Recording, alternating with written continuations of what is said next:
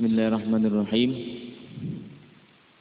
Al-haditsus sabi'u, hadis yang ketujuh. An Abi Ruqayyata Tamimin ibni Aus Ad-Dari radhiyallahu anhu. Dari Abu Ruqayyah Tamim bin Aus Ad-Dari radhiyallahu anhu.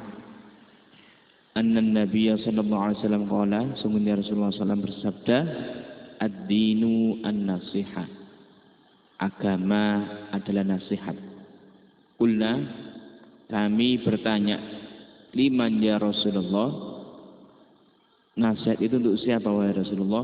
Qala, Rasulullah menjawab, lillahi, untuk Allah, wali kitabihi, untuk kitabnya, wali rasulihi, untuk rasulnya, wali a'immatil muslimin, dan untuk para pemimpin-pemimpin orang-orang muslim, wa ammatihim, dan untuk orang-orang awam seluruhnya. Hadis rawahu Muslim, diriwayatkan oleh Imam Muslim. Hadis ini yang ketujuh ini daripada kitab Arba'in Nawawi adalah bertemakan nasihat tentang cagae atau tiangnya agama. Sebelumnya kita tengok sedikit siapakah perawinya. Beliau adalah Abu Ruqayyah. Karena dinamakan Ruqayyah karena beliau baru pertama kali punya anak cewek, makanya disebut Abu Ruqayyah. Namanya Tamim bin Aus Ad-Dari. Beliau masuk Islam pada tahun Tis'inal Hijrah, 9 Hijriah. Beliau juga termasuk sahabat yang paling utama dan masyhur di kalangan sahabat-sahabat yang lainnya karena senantiasa mengikuti perang bersama Rasulullah SAW. Wa kana sahibatinin, terkenal beliau ahli agama. Bangun malamnya Masya Allah. Beliau juga hafal Al-Quran. Setelah Rasulullah wafat, kana yakhtimul Qur'ana fi raq'atin. Beliau sama atau mengikuti gayanya Sayyidina Utsman bin Affan, yakni mengkhatamkan Al-Quran pada satu rakaat. Kalau dilihat ditilik dari sejarah Islam, laki-laki pertama di dunia ini sepeninggal Nabi Muhammad yang menghatamkan Al-Quran di dalam satu rakaat adalah Sayyidina Utsman ibn Affan. Jadi 4 sahabat ini karakternya beda-beda setelah Nabi Muhammad wafat. Sayyidina Abu Bakar sholat subuh pakai wudunya Isya. Beliau habiskan malam harinya untuk sholat sunat, sholat malam sebanyak 1000 rakaat. Sayyidina Umar lain lagi. Beliau tidak mau mengikuti Sayyidina Abu Bakar, khawatir umat nanti keberatan untuk mengikuti beliau. Sepertiga malam pertama beliau Sayyidina Umar ini tidur, sepertiga malam kedua dipakai sholat, sepertiga malam ketiga qiraatul Quran bitadabbur, membaca Al-Quran dengan tadabbur. Sayyidina Umar ini kalau membaca Al-Quran ini tidak mari-mari, satu surat tidak selesai-selesai, diulang-ulang. Kalau ketemu satu ayat yang mengenai beliau diulang-ulang.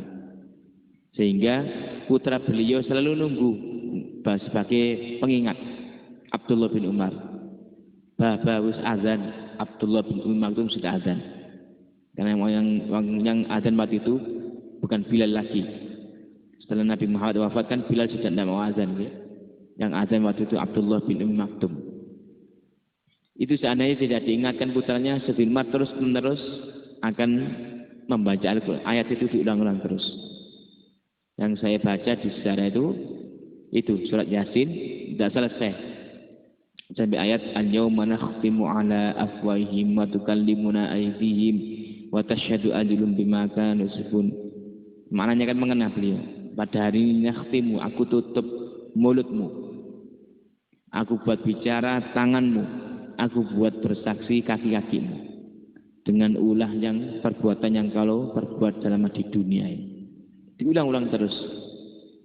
Ini juga menjadi dalilnya Yasin Fadilah itu. Jangan kalau baca Yasin Fadilah kan di beberapa ayat diulang-ulang. Niki mengikuti gaya Sayyidina Umar. Beliau wafat digantikan Sayyidina Utsman bin Affan. Sama Sayyidina Utsman bin Affan mengikuti gayanya Sayyidina Abu Bakar, cuman bukan dengan banyaknya rakaat. Yang beliau ambil adalah 1 rakaat dengan khatam Al-Quran. Jadi habis sholat isya di masjid, beliau pulang langsung sholat malam, bukan sholat tahajud. Ini sholat malam yang 1 rakaatnya menghabiskan 30 juz. Minimal sholat itu 2 rakaat, berarti beliau setiap malam itu khatam 2 kali. Ini Sayyidina Ali dengan gaya ilmunya macam-macam. Lah, Tamim Ad-Dari ini, sahabat Tamim bin Aus Ad-Dari yang dijuluki Abu Ruqayyah ini mengikuti gayanya Sayyidina Sayyidina Utsman bin Affan, yakni yakhtimul Quran fi raqatin, mengkhatamkan Al-Quran di dalam 1 rakaat. Apakah mungkin? Mungkin. Apakah mungkin? Sangat mungkin sekali. Ini namanya Imam Syafi'i mengatakan barakatul waktu, yaitu waktu yang berkah ya seperti ini. Karena 4 mazhab itu pun juga berbeda-beda. Imam Hanafi mazhab pertama kali di dunia ini, beliau di hari-hari biasa ini khatam Quran 2 kali, pagi sekali, malam sekali. Di bulan Ramadan, karena Ramadan syahrul Quran, bulan Al-Quran, Imam Hanafi ini siang hari 2 kali, malam hari 2 kali khatam. Apakah bisa? Sangat bisa. Bagi yang sudah mencoba sangat bisa. Kalau yang belum pernah nyoba, mana mungkin, impossible, tidak mungkin, mustahil, karena dia belum mencoba. Saya sudah nyoba, makanya saya ngomong bisa, karena saya sudah nyobain. Alhamdulillah, tahatutan binikmah.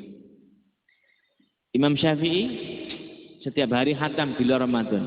Di bulan Ramadan ini beliau khatam 2 kali, pagi sekali, malam sekali. Di antara 4 mazhab itu juga macam-macam. Jadi ini terserah pada diri masing-masing. Ibadah itu yang penting kita ini nyaman dan merasa enak di hati ini. Ini salah satu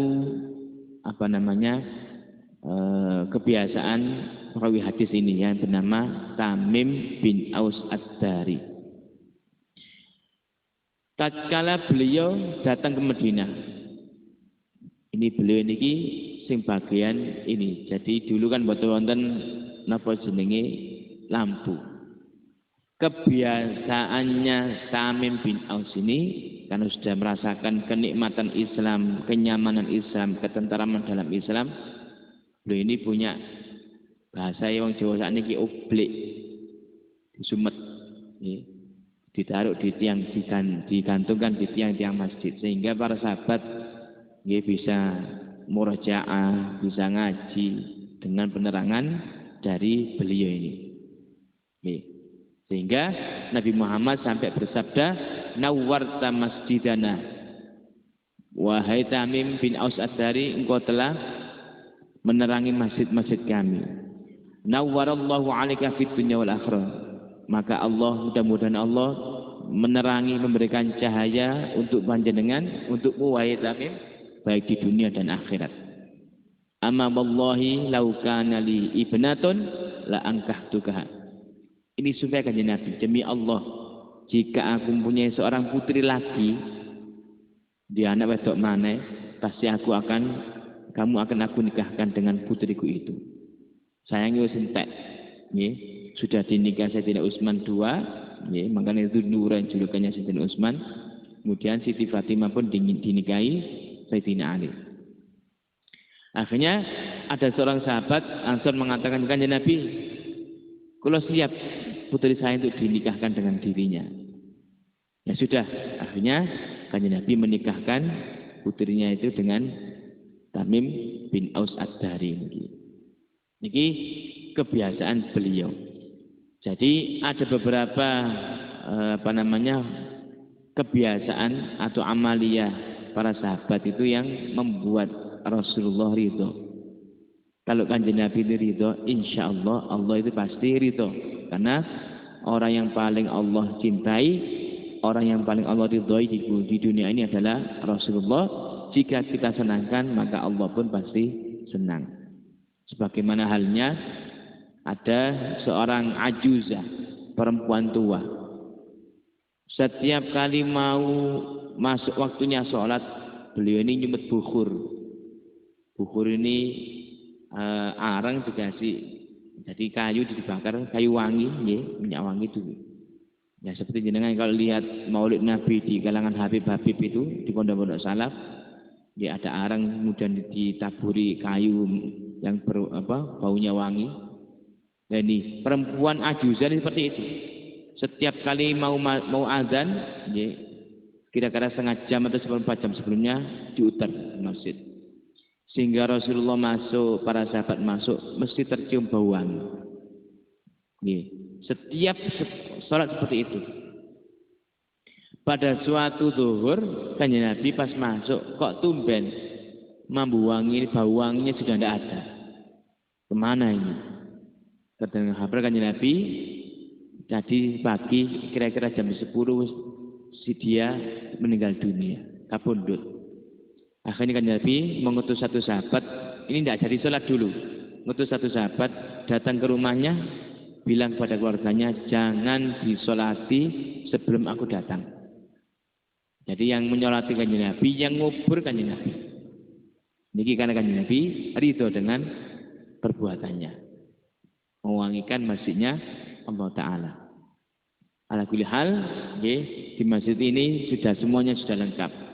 Minyak wangi garek tuku, garek nyemprotok. Kemudian penerangan sudah ada, tinggal yang ngisi saja. Zaman dulu tidak ada lampu, masjid terwame berbondong-bondong. Karena lebih mengutamakan amal. Zaman sekarang kuadang, masjidnya sepi. Kebalikan. Hadis Nabi sallallahu alaihi wasallam ad-dinu dinul Islam an-nasihah. Agama adalah nasihat. Jadi agama ini Allah bentuk sebagai nasihat buat kita semuanya. Tanpa ada agama, maka di sana tidak ada bentuk ketaatan, tidak ada akhlak, tidak ada nasihat.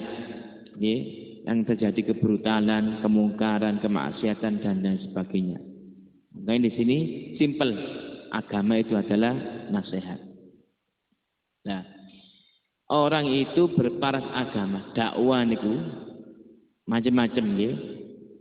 Ada yang dakwah cukup dengan kita kados dengan berpakaian seperti ini, nggih. Dengan berpakaian takwa, baju takwa, sarung, nggih, kopiahan seperti ini. Nanti kumpul sama masyarakat. Itu sudah dakwah. Nggih. Kenapa? Masyarakat sekitar kita yang kumpul sama kita niki kate rasan-rasan itu napa jenenge cek nahan sungkan ambek pakaiane. Dakwah nih. Kadang dengan pakaian tidak cukup, diingatkan. Dengan diingatkan tidak cukup, yaitu amar ma'ruf nahi mungkar dan seterusnya sampai ke atas. Nih. Tapi cukup kita pakai baju busana muslim seperti ini. Kita niatkan mengikuti Rasulullah, ada nilai pahalanya untuk dakwah. Qulna, kami bertanya, liman ya Rasulullah, untuk siapa kanjeng Nabi agama nasihat itu? Qala, Rasul menjawab, lillahi. Loh, nasihatku untuk Allah Ta'ala. Maksudnya bima'nal imani bihi wa nafi syariki anhu.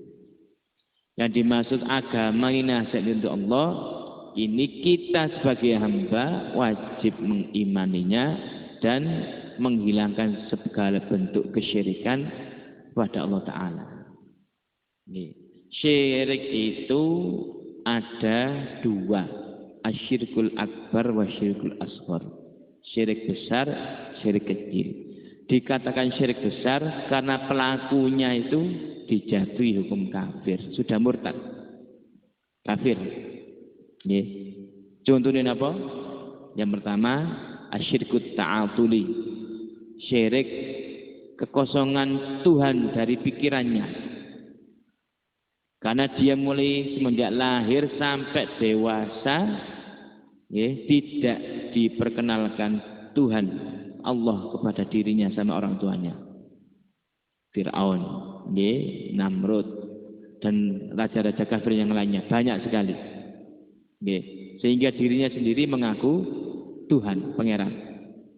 Karena kesalahan orang tuanya mulai kecil sampai dewasa, sang anak ini tidak diajarkan, tidak diperkenalkan tentang Tuhan Allah Ta'ala. Atau mengenal Tuhan, tapi menyamakan Tuhan dengan makhluk. Tuhan makhluk itu punya istri, berarti Tuhan punya istri, Allah punya istri. Na'udzubillah min dzalik. Makhluk manusia punya anak, Tuhan punya anak. Akhirnya ada trinitas. Atau nanti ada Tuhan air, Tuhan api, Tuhan cinta, Tuhan galau, semacam-macam. Banyak Tuhan nanti.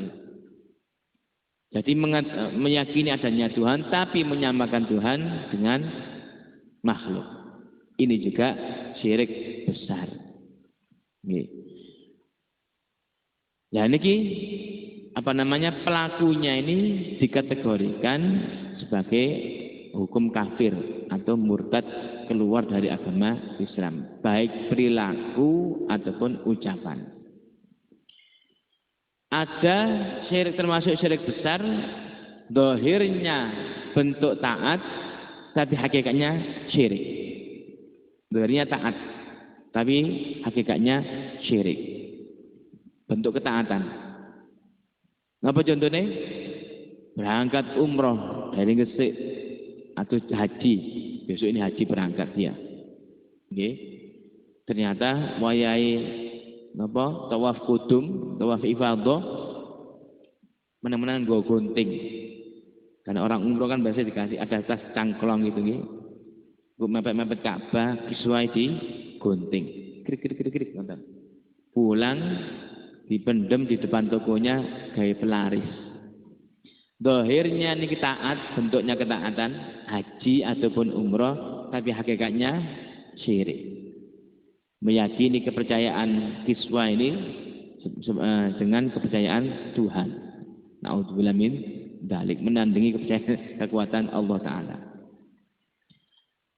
Ziarah kubur disunahkan, dianjurkan dalam agama. Fazuruhu, katakannya Nabi. Sekarang ziarahlah kalian. Fa innaha tudzakirul maut, karena bisa mengingatkan tentang kematian. Ziarah itu. Tapi pas ziarah, jaluk nang sing mati.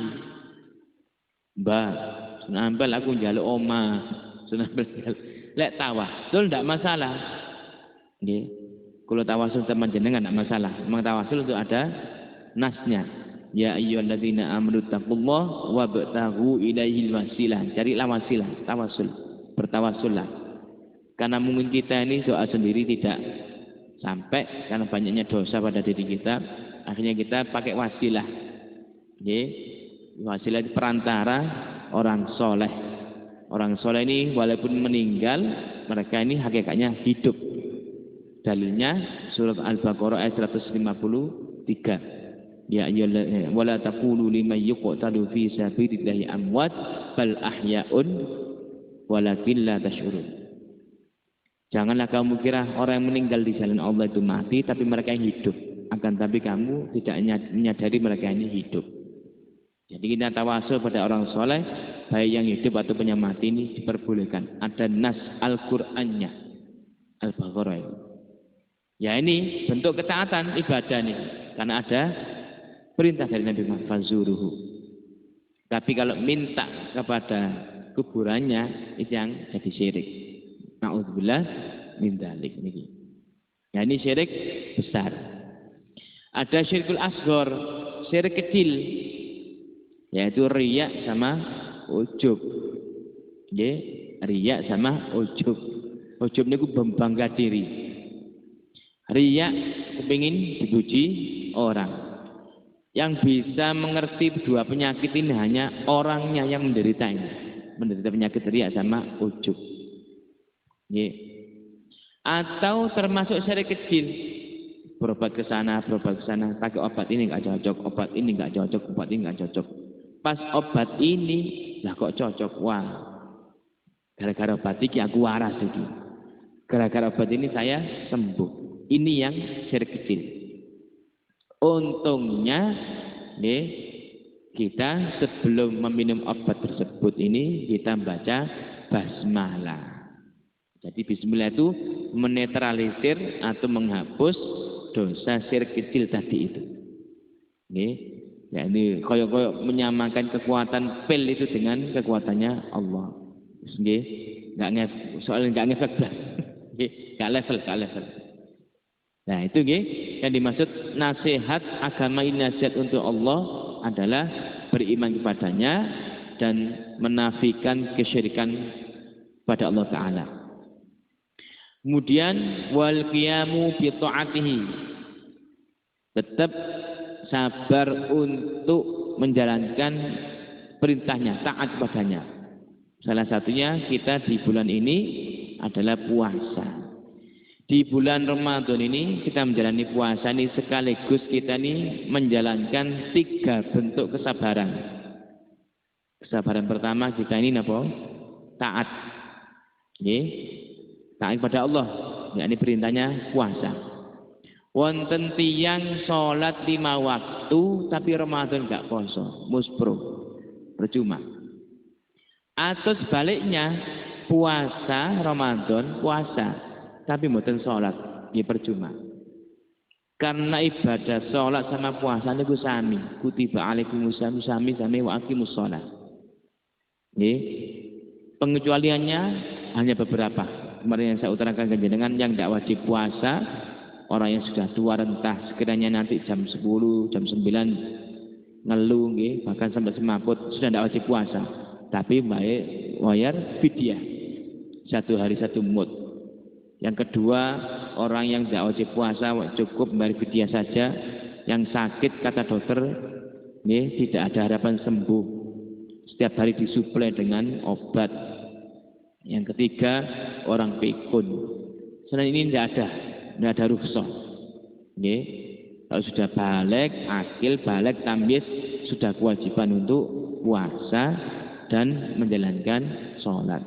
Bahkan sembahyang pun orang ini stroke satu tubuh, tapi ditanya, cek sadar, jenengku sopo, iki sopo, masih akalnya masih sehat, itu pun wajib sholat. Tidak diperkenankan sedikit pun meninggalkan sholat. Allah itu punya sifat afuwan ghafura. La ghafura itu di akhirat, di sepuro dosa. La afuwan di ma'fu.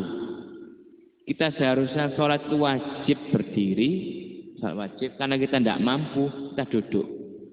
Allah ma'fu, Allah memaafkan.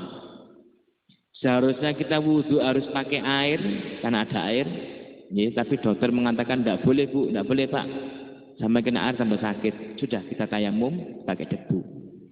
Ini Allah ma'fu, dimaafkan sama Allah SWT. Nah, tapi tetap kewajiban dilaksanakan. Kewajiban dilaksanakan. Niki, jadi percuma orang puasa tapi tidak sholat atau orang sholat tapi tidak puasa. Niku percuma, muspro. Alhamdulillah kita sampai detik ini menjalankan 3 kesabaran sekaligus. Sabar untuk taat, sabar untuk menahan niki syahwat, tidak maksiat. Yang ketiga, sabar untuk menerima takdirnya Allah Ta'ala. 3-tiganya kita lakukan pas momentum bulan Ramadan ini. Kemudian lagi, ini ku nasihat untuk Allah Subhanahu wa Ta'ala. Al-Hawariyun. Hawariyun itu pendeta-pendetanya Nabi Isa alaihissalam. Ditanya, manin nasihulillah, siapakah yang dimaksud penasihatnya Allah Ta'ala?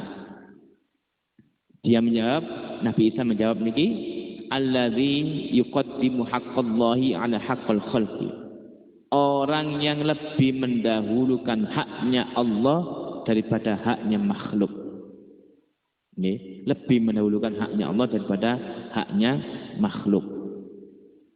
Waktu kita enak-enak bekerja, itu kan untuk anak istri, pas mendengar azan, sekiranya pekerjaannya masih bisa ditinggalkan, kita dahulukan haknya Allah Ta'ala.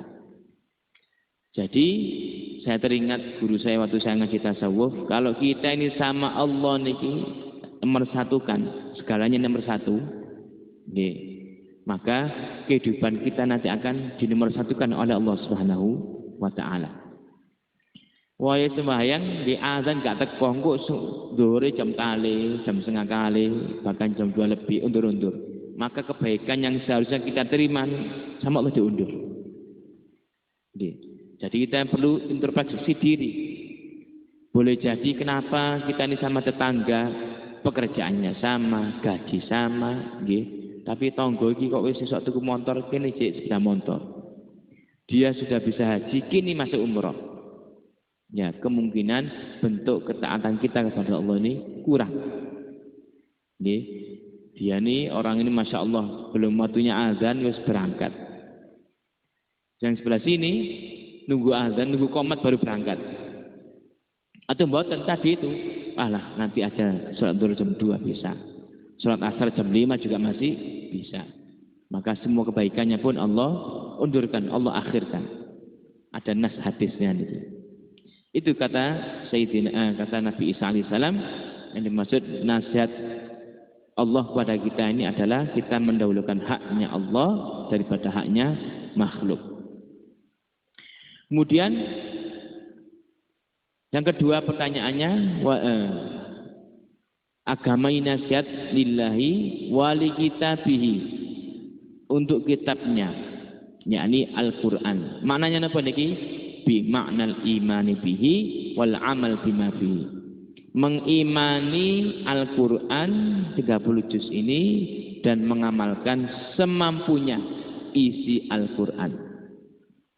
Ini bulan Ramadan dikenal dengan Syahrul Quran, maka setidaknya kula kalian menjalankan sedaya, kita semua yang hadir di sini setidaknya bisa khatam Quran sekali lah minimal selama bulan Ramadan.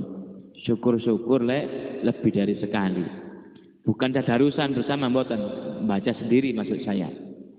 Ini termasuk nasihat untuk kitab Allah adalah ta'zimihi wa ikramihi, mengagungkan dan memuliakan Al-Quran. La yamassuhu illal mutahharun. Jadi Imam Syafi'i ini saking ta'zimnya Al-Quran, kalau ini di mazhab Syafi'i, saya cerita karena mazhab Syafi'i, jika orang itu membuat bangku ini, gambar ini, niatnya dikhususkan untuk Al-Quran saja. Maka jika ada Al-Quran ini, anggap saja laptop ini Al-Quran. Ada mushaf, kita pas posisi batal, megang gambarnya sudah haram. Megang gambarnya ini sudah haram hukumnya. Kalau niat buat gambar itu untuk mushaf Al-Quran, khusus kayak Quran. Jika ada Al-Qurannya maksud saya. Beli mobil pun seperti itu. Ini saking ta'zimnya Imam Syafi'i kepada Al-Quran. Beli mobil tujuannya khusus dibuat jual beli mushaf. Jika ada mushaf satu saja di mobil tersebut, maka nyekel setir kudu diwudu. Harus punya wudu. Itu dalilnya. La yamassuhu illal mutahharun. Kecuali kalau buat dampar untuk umum. Ini ada Al-Quran, kita megang damparnya tidak apa-apa. Beli mobil juga untuk kebutuhan yang lainnya, bukan untuk itu saja, tidak apa-apa. Ini ada cerita sedikit, ada seorang pemabuk namanya Bishr Al-Hafi. Bishr Al-Hafi ini setiap harian ini mabuk, mendem. Kalau tidak mabuk, tidak enak. Suatu saat Bishr Al-Hafi ini pas posisi teler pulang melihat ada nama Bismillahirrahmanirrahim secara ini ada robekan kertas. Tulisannya Bismillahirrahmanirrahim itu diinjak-injak orang. Langsung niki hatinya jatuh nih. Nangis, ya Allah. Nama Tuhanku diinjak-injak orang. Al-Qur'an diinjak-injak orang. Kan bismillah kan Al-Qur'an. Wong namaku saja, aku saja diinjak-injak orang, namaku marah. Lah kok ini nama Tuhanku diinjak-injak orang. Langsung diambil nama beliau. Jadi posisi mendem teler ngoten pulang ke rumah, dibersihkan, disucikan, nggih, bisa mungkin diambilkan minyak wangi seadanya, wong pemabuk. Langsung ditaruh di atas lemari, teler geblak, wong teler tidur dia. Pas tidur tiba-tiba tidak pernah seumur hidup mimpi itu kok mimpi itu. Ada cahaya terang dan cahayanya dari langit langsung merasuk ke jiwanya, dadanya. Terasa dingin dan seger, sejuk sekali. Ada suara, qad taharta ismi fid dunya fal ana tahartu ismak fid dunya wal sama bil ardi wa fis sama. Kamu telah mensucikan dan mengharumkan namaku di bumi, maka mulai saat ini aku harumkan namamu di bumi dan di langit. Bangun dia, seumur-umur tidak pernah mimpi seperti itu. Loh, mimpi seperti itu, apakah ini tanda-tanda aku mau mati atau gimana? Hasil, subhanallah, ya. Waktu itu langsung beliau karena merasa dirinya mau mati, perasaannya langsung malam itu seketika itu langsung cari rumah orang soleh ulama, didok-dok. Lah orang-orang soleh di malam seperti malam terakhir kan waktu-waktunya munajat, ya nunggu lama. Karena dok-dok, assalamualaikum tidak sampai mau 3 kali dibukakan. Ada apa? Malam-malam kok namu orang ke rumahnya orang. Ini yai begini-begini cerita, disuruh masuk menceritakan.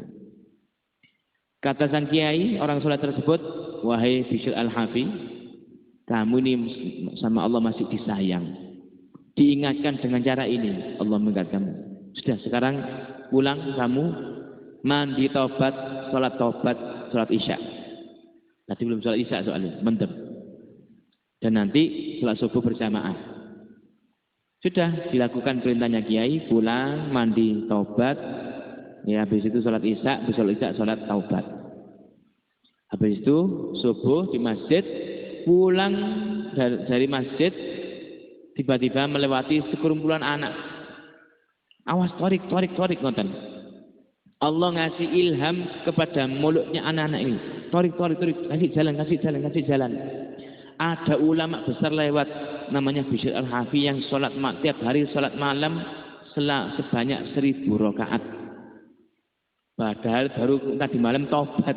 Kapan ngelakon ini? Ini namanya ilham. Ilham itu mengingatkan dirinya. Langsung beliau berhenti sejenak, ya Allah. Saya tidak pernah melakukan sholat 1000 malam, kok mereka bisa mengatakan itu? Dari mana itu? Kalau bukan teguran dari Allah Ta'ala. Langsung beliau bersumpah, berjanji pada Allah, ya Allah, saya berjanji akan saya buktikan ucapan anak-anak itu. Bukan hanya di mulut saja, akan saya buktikan. Mulai malam ini saya akan berusaha sholat 1000 malam. Ini 1000 rakaat. Malam hari akhirnya, tidak pernah sholat kok 1000 rakaat, 20 rakaat saja. Beliau kok terawih kesel, masya Allah. Tapi berusaha terus. Dapat 10 rakaat capek, besok lagi tambah sampai 50 rakaat, sampai 100 rakaat, sampai tercapai 1000 rakaat. Ini kalau sudah niat. Nggih. Tidak cukup itu saja. Beliau akhirnya baca sholawat 1000 kali, bahkan sampai 10.000 kali. Setiap kali habis sholat 1000 rakaat, baca sholawat sejumlah itu, beliau berdoa, ya Allah, saya hanya kepingin ketemu kanjeng Nabi. Datangkanlah Rasulullah pada diri saya ini. Diijabah sama Allah. Besok ketemu kanjeng Nabi tapi dalam mimpi. Ya Allah, saya tidak mau mimpi. Saya mau ketemu pas posisi saya sadar. Jadi habis baca salawat kanjeng Nabi hadir. Tidak kuat melihat cahayanya kanjeng Nabi, semaput dia. Besok lagi salawat lagi sampai ketemu kanjeng Nabi yakdotan, posisi sadar, langsung beliau dipeluk dan dicium tangan kaki Rasulullah, saking merasa berdosanya.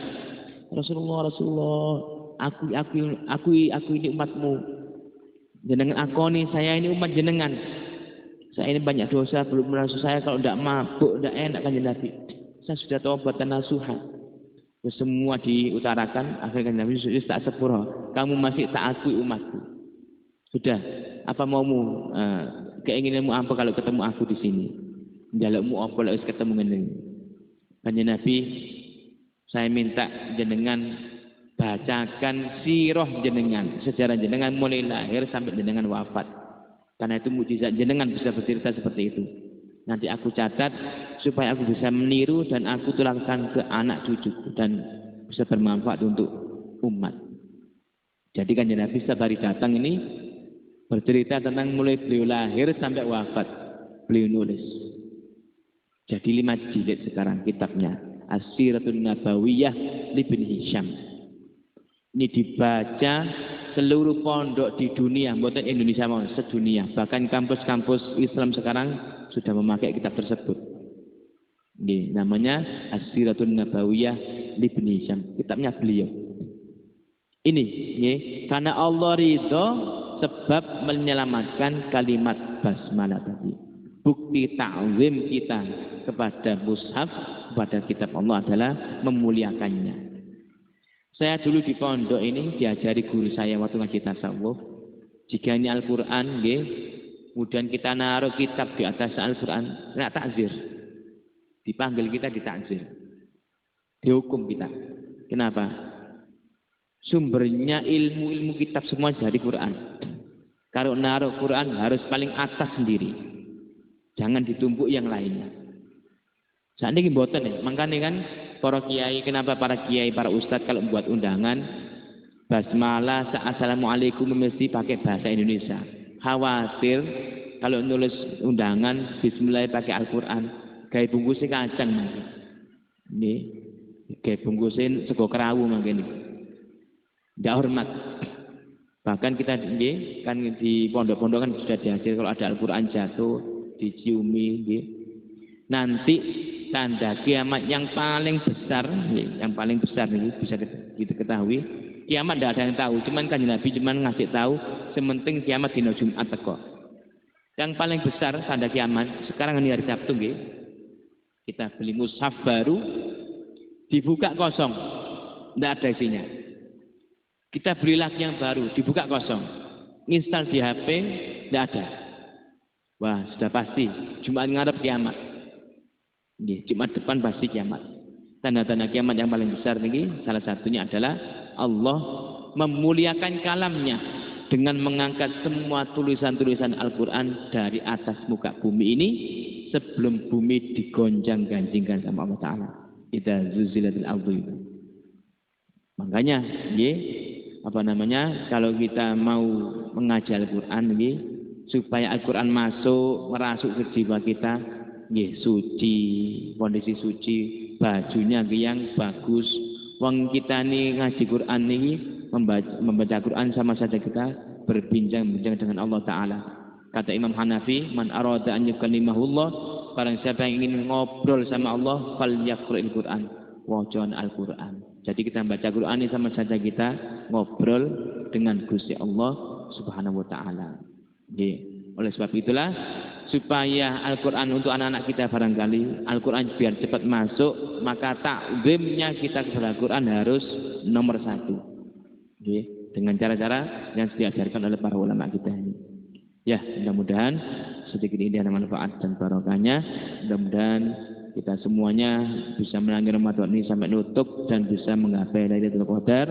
Mudah-mudahan dikasih Allah umur barokah, rezeki yang halal melimpah barokah, keluarga yang barokah, sakinah mawaddah warahmah, dan mudah-mudahan kita semua bisa menggapai mati dalam keadaan husnul khatimah. Subhanakallahumma bihamdika asyhadu an la ilaha illa anta astaghfiruka wa atubu ilaik.